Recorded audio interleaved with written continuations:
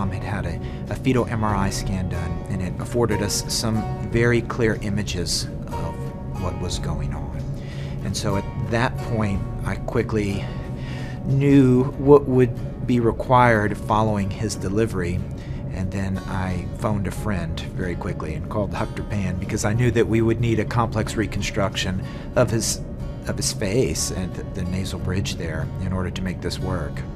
Basically, his eyes to his nose was covered with a mass from the fetal maternal. You could actually see it on the ultrasound. Basically, the tumor, the growth covered basically from his eyes down to his mouth. And when you looked at him as a baby, all you saw was a little mouth. This was definitely a more rare case that if you're lucky, you may see one or two of these patients over the course of your career. So of course I did what we should never do, and I got on the web and Googled it, and that's when my panic began.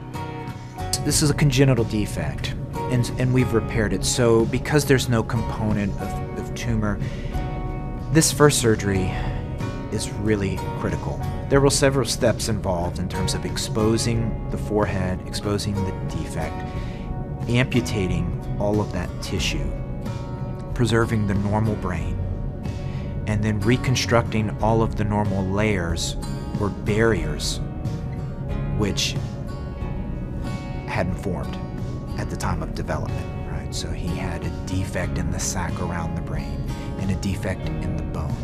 And so at each layer we had to reconstruct that as it was meant to be. And so that takes some time. I walked into that room and I cried.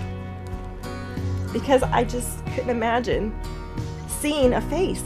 I couldn't imagine seeing his eyes and his mouth and his nose. And I just kept staring, thinking, there's really a baby in there. And it was just an out-of-body experience to be able to finally see my baby after 4.5 months.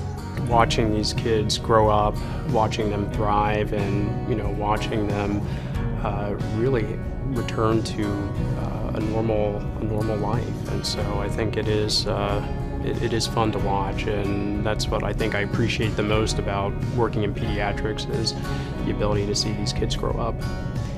And from here on out, it will just be following him as he grows, matures, develops, and really trying to maximize the cosmetic aspect of the reconstruction. Keep on trying, because when medicine and people say you can't, that's when faith says you can.